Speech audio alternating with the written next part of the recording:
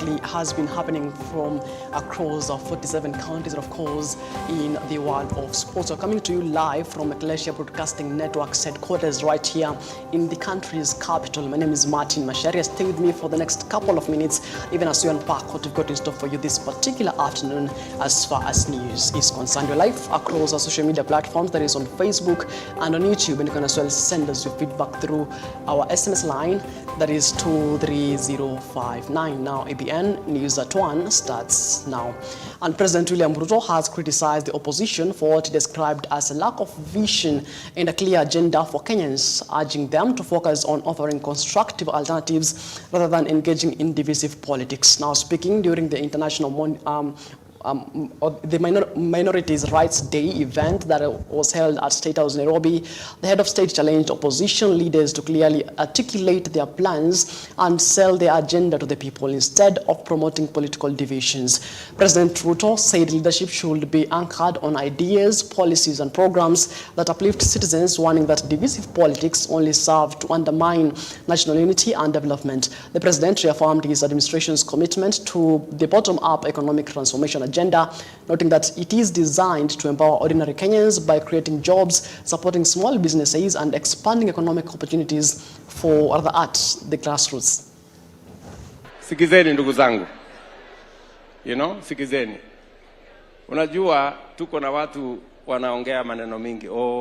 Sijui Ruto amewacha bottom up, sijui ameenda, sijui Singapore.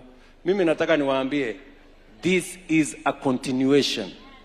We are lifting everybody from the bottom so that together we can charge forward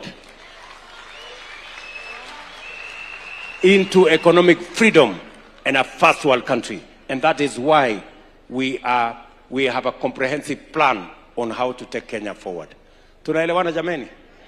Na mimi nawataka niwaulize wale viongozi wengine, kama mko na mpango tofauti, kama mko na sera tofauti, kama mko na agenda tofauti, elezeni Wakenya hawa. Wakenya ni watu wako na akili. Watajua nani anaelewa, nani haelewi. Watajua gani inawezekana, gani haiwezekani. Ama namna gani? Tuko pamoja? Lakini wale majamaa vile nimewaona, sera hawana, mpango hawana, maono hawana, agenda hawana, hata akili.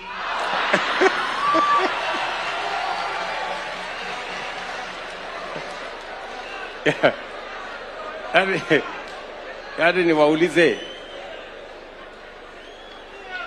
ati mpango yao, ile mpango yao wanaturingia nayo, ati ni vile ya kugawa a non-existent government. Ati wewe utachukua 40%, wewe utachukua 50%, wewe. Now, friends, if the only plan you are walking around with is how to share a non-existent government, I don't know, 40% to this character, 20% to that character. Kwani nyinyi mnafikiri sisi ni wajinga kiasi gani? Ati serikali ni yenu, watu mmeketi chini kwa hoteli watu 10. Ati mtagawa serikali, na sisi mamilioni hawa, serikali yetu iko wapi? Acheni. Wakenya hoye! Wakenya hoye! Ndio mimi nafurahi kusema ya kwamba I am very proud that today we are launching the policy that will take care, protect, and include the minorities in representation in the transformation of our country. All right, moving on, and of course, before we move on, the head of state is actually scheduled to launch project, the affordable housing project, today at 2 p.m., where President William Ruto is expected to preside over the commissioning of new constructed housing units, a police station, and a dispensary at the Mukuru line affordable housing that is scheduled for today at 2 p.m. Of course, we shall be keeping tabs with that, and we shall be bringing you in a subsequent bulletins later on in the day. Moving on, the Ethics and Anti-Corruption Commission has warned motorists and security officers against engaging engaging in corruption on Kenyan roads, especially during the festive season when travel has increased across the country. Now, speaking in Mboni, Makueni County, during the burial of Dickson Kieti, the brother of the late former Rift Valley Regional Commissioner Wilfred Ndolo, EACC Western Kenya Regional Director Eric Ngombi said the commission will deploy officers along major highways to curb bribery and traffic law violations that endanger the lives of travelers. Ngombi's comments come against the backdrop of an audit into the National Police Service, which revealed deep-rooted corruption within the traffic unit, including allegations that public service vehicles are subjected to daily extortion with illegal proceeds allegedly channeled up to chain of command. Tuwachunge wale abiria ambao tunabeba. Hakuna haja wewe unafanya makosa, unabeba gari ambayo inabeba watu kupita kiasi, kisha unatoa hongo ili uweze kukwepa sheria na hatimaye unaua watu. Kwa hivyo mtindo huo ambapo madereva wengi are driving people to death unatakiwa ukomeshwe. Na hili jambo hili lifanyike, lazima kila mshikadau atekeleze wajibu wake. Wakati asasi hizi zinatekeleza majukumu haya, inatakiwa ikumbukwe kwamba pia wananchi ni baadhi ya wale washikadau ambao wana jukumu kubwa ya kuzipunguza zile ajali ambazo zinatokea katika barabara zetu na kusababisha vifo vya watu wengi, wakiwemo watu wengi wa familia moja. All right, Kitui County Government, in partnership with road safety stakeholders, has launched a 3-day public sensitization campaign aimed at promoting compliance with traffic laws and reducing road accidents. The campaign, dubbed Operation Fika Salama Uhai Kwanza, targets drivers and all road users with a special focus on the Christmas festive season when travel volumes are high. But the initiative comes amid a surge in road accidents and fatalities across the country, largely blamed on overspeeding, driver negligence, and disregard for traffic regulations. Authorities say the campaign seeks to ensure that all travelers reach their destination safely during the festive period.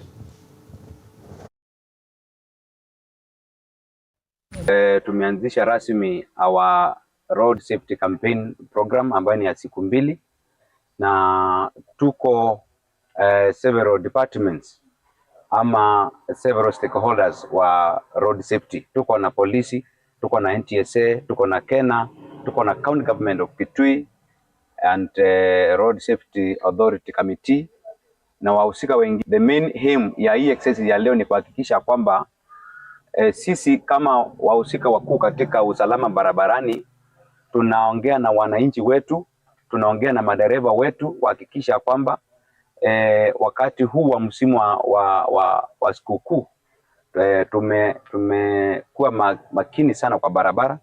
We tried as much as possible to reduce the number of accidents during this Eve season. Operesheni Fika Salama Uhai Kwanza.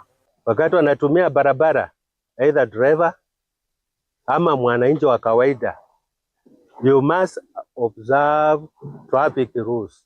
Gari unataka kubeba mizigo mingi, usibebe kwa sababu hiyo inachangia. Tunasema ukiwa town kuna ile areas unaambiwa kama zebra crossing, pita hapo. Si kila mahali. Hata wakati uko na gari unabeba abiria ama unaendesha, ile speed overspeeding, overtaking, please do away with that. Tunataka hii msimu ya Christmas watu washerekee kwa furaha, si kusherehekea kwa sababu ya watu wanaenda kusindikiza wenzao kwa sababu ya outcomes ya accidents.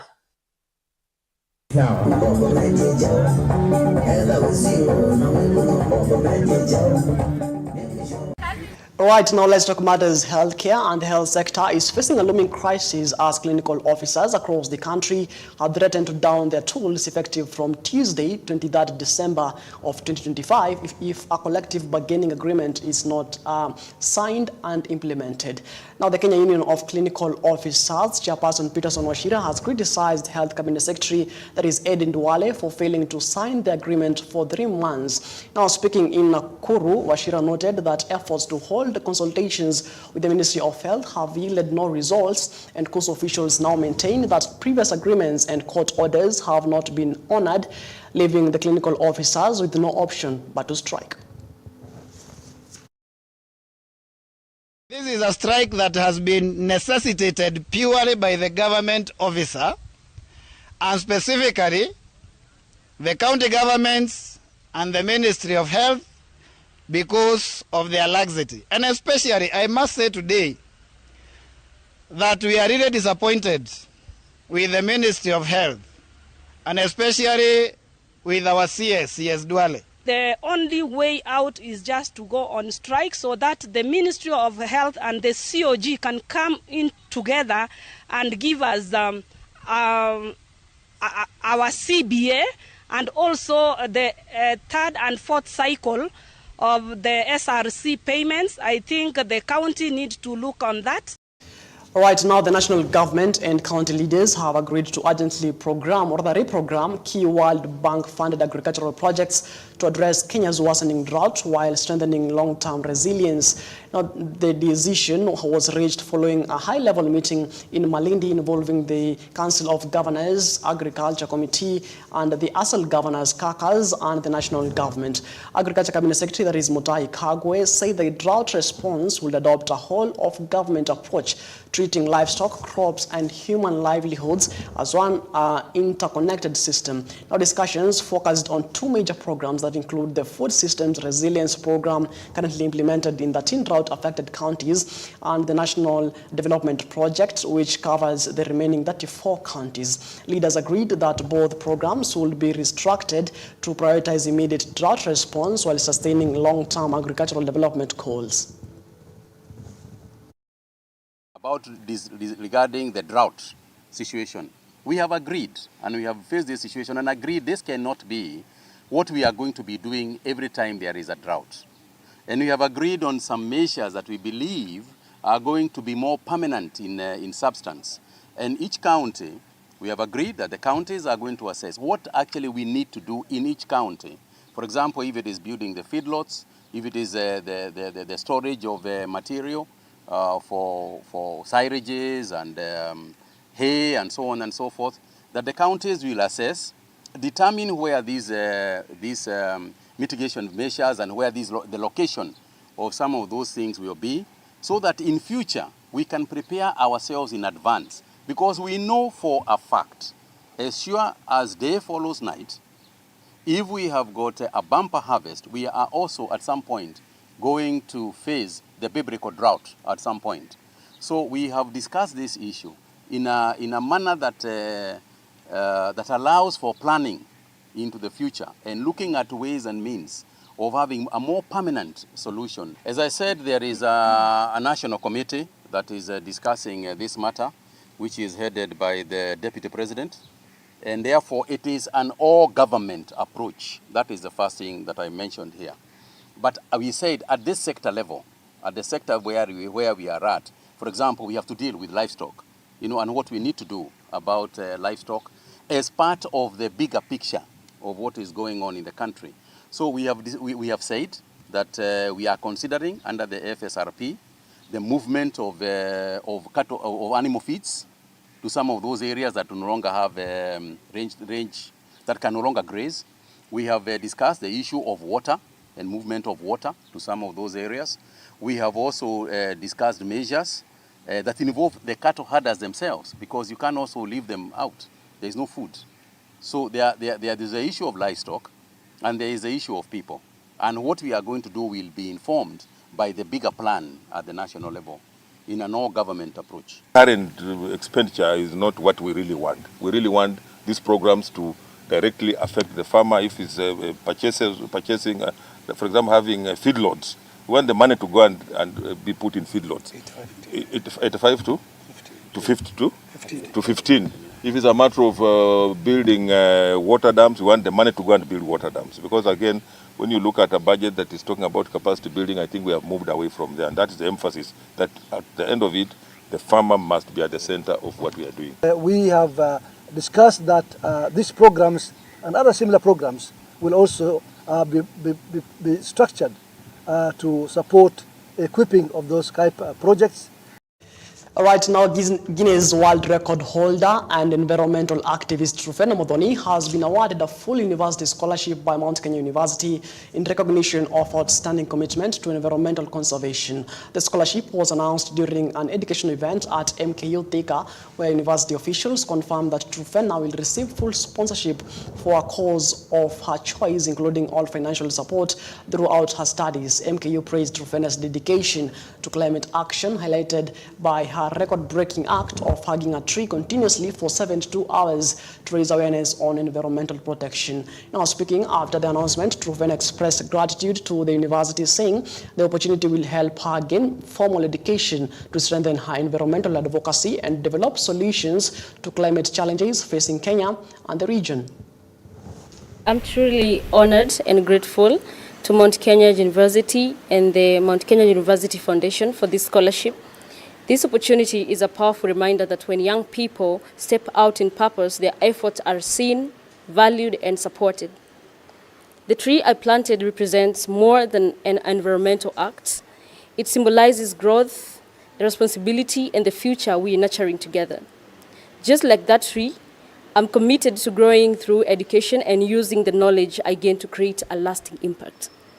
Thank you for believing in young people, for investing in sustainability, and for giving me the chance to rise, learn, and serve.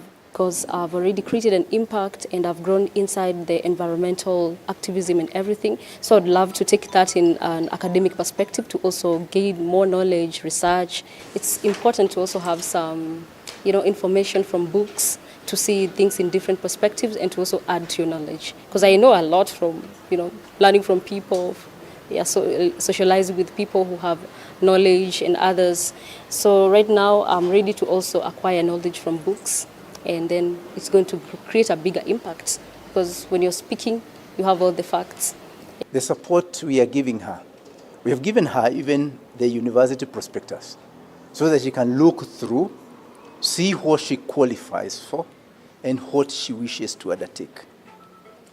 We therefore, at the Mount Kenya University Foundation, shall facilitate her in terms of ensuring that once she registers, the university takes up the responsibility of financial support that she would need in terms of a full scholarship offer.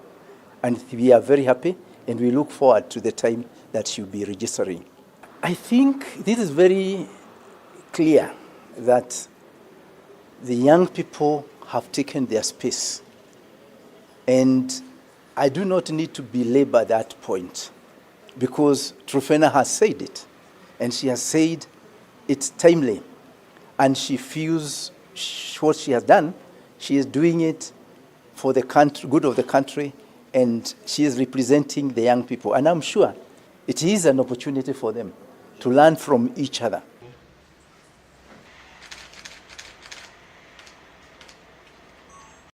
All right, now the Kenya Revenue Authority, that is KRA, has intensified a targeted tax education campaign aimed at young people and health professionals in a bid to foster a culture of voluntary compliance and financial responsibility. Now, the initiative focuses on engaging future taxpayers before they enter the labor market or begin private practice. Now, learning institutions, particularly medical and health training colleges, have been identified as key entry points due to the increasing number of graduates transitioning into self-employment shortly after completing their studies.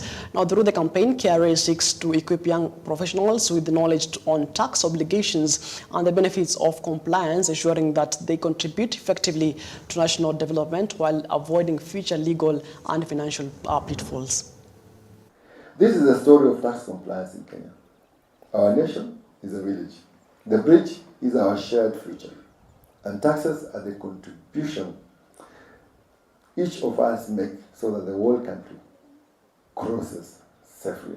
So, ladies and gentlemen, every modern society that helps to provide quality healthcare, skilled education, reliable infrastructure, and meaningful employment requires a predictable and sustainable source of financing.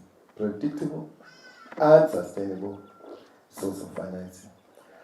Taxes form the backbone of that financing When citizens comply voluntarily, government can play effectively, investing in long-term development and delivering essential services.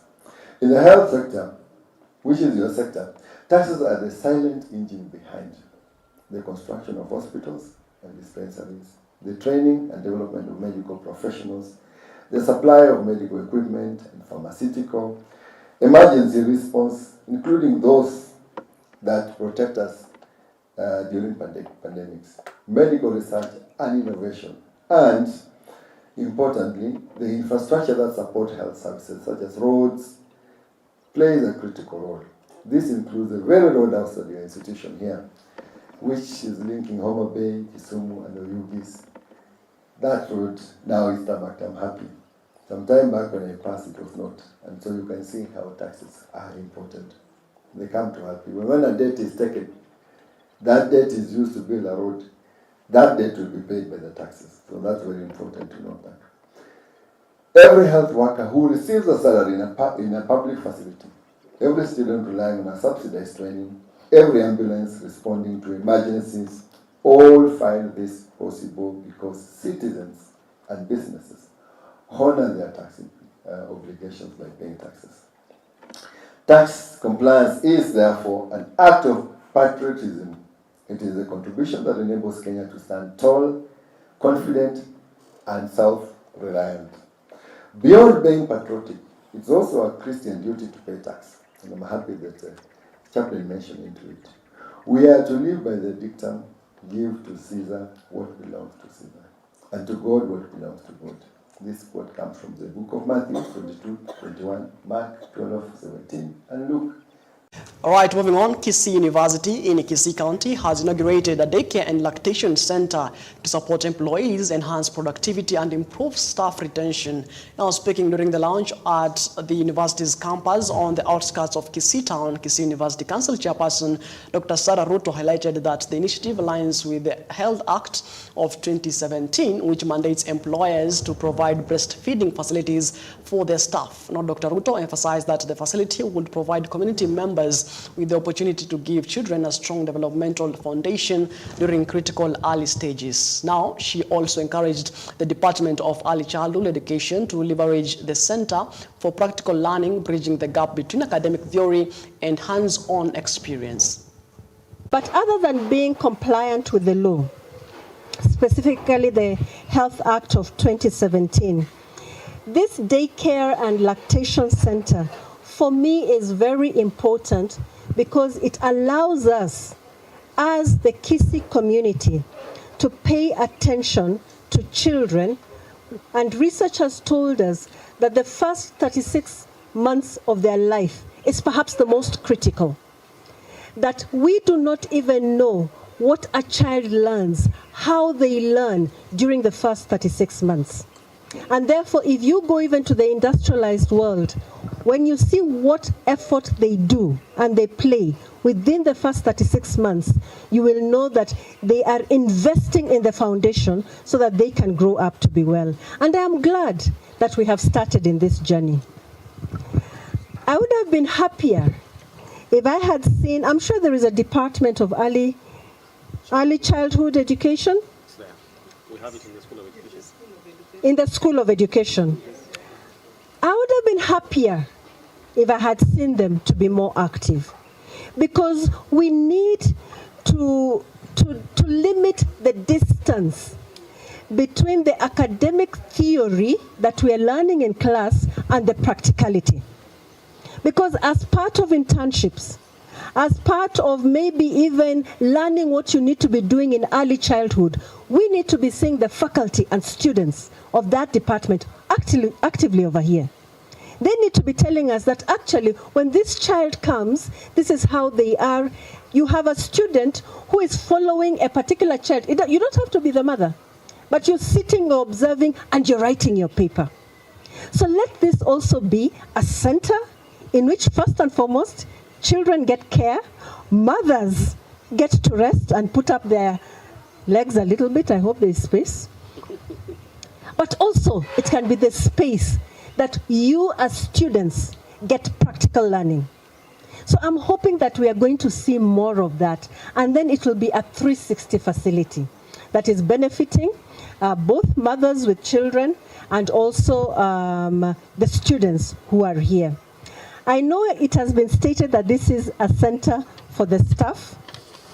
I think students must be wondering, kwani ni hawa tu ndio wako na watoto na wetu? There must be that feeling of surely all children are children. This should be a center for all children.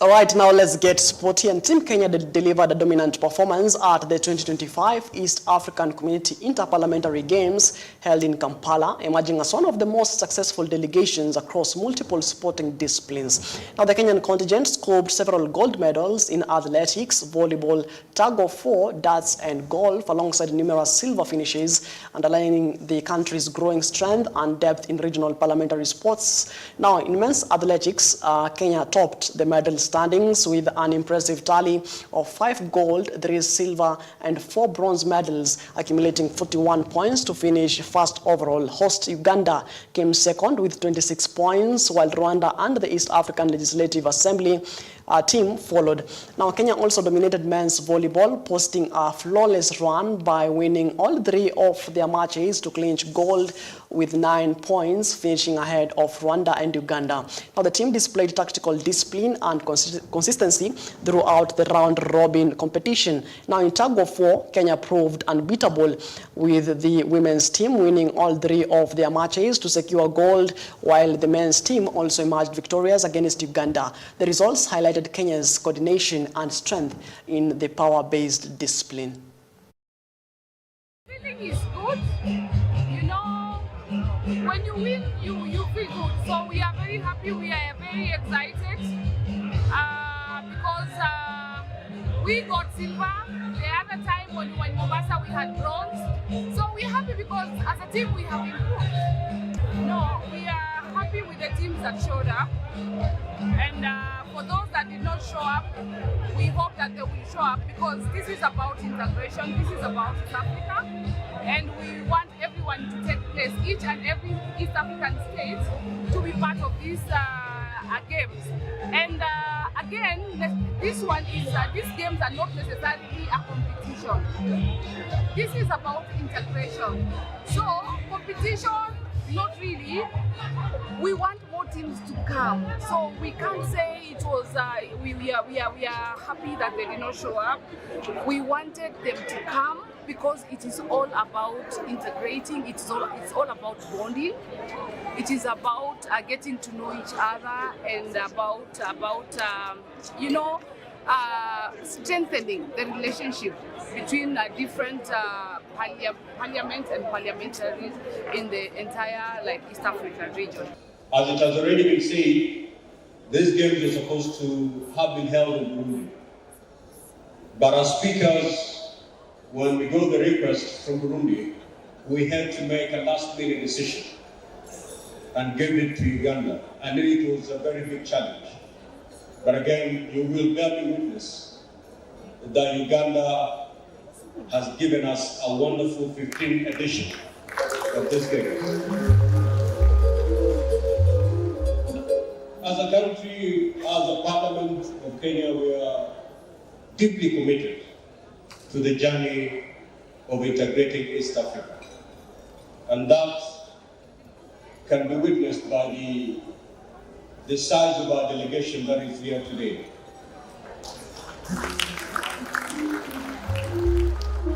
That's a commitment that when it comes to integrating East Africans, we shall stand tall to be counted. Thank you.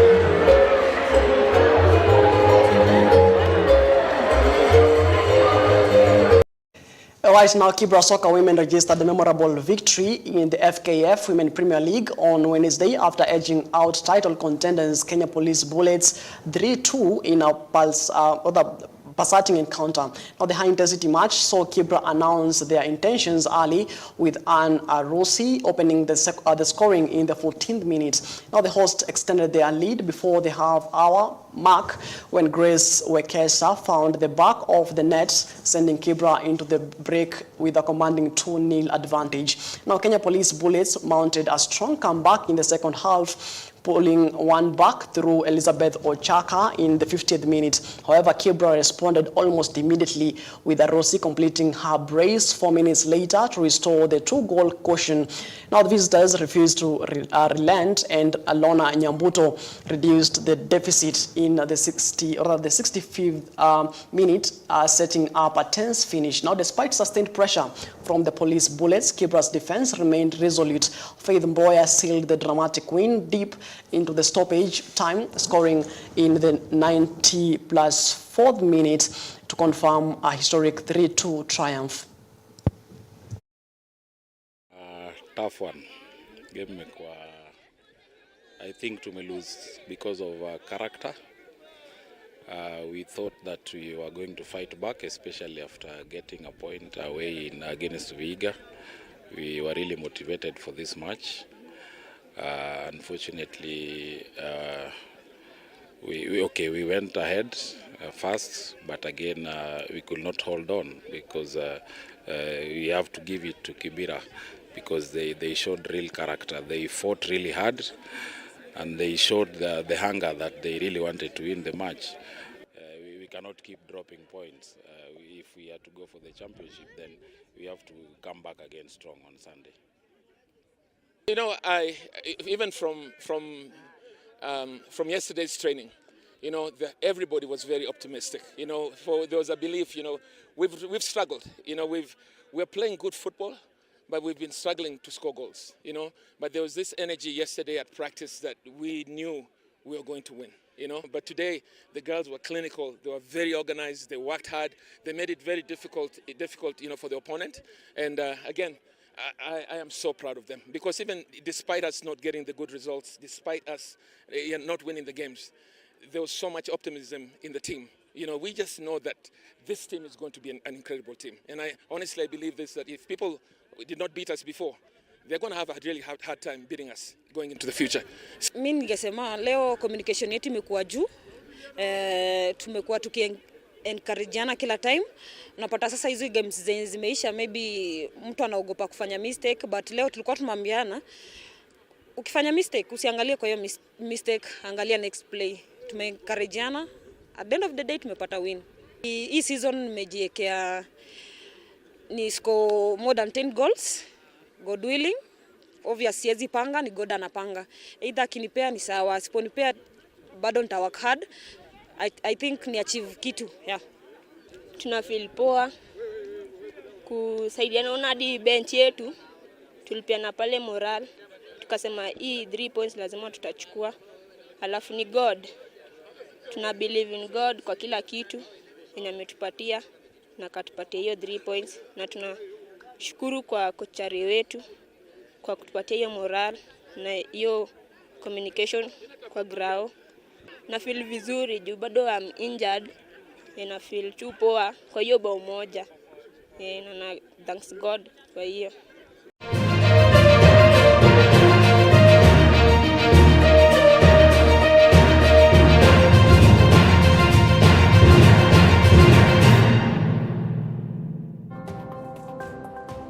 Alright, it is exactly 35 minutes past the top of the hour. That note to wrap up our program here on EBN News at 1 minute. Thanks, of course, keeping me company until this particular minute. Do have yourself a good afternoon and, of course, enjoy the rest of your viewing. And as always, let's meet again when God says we do.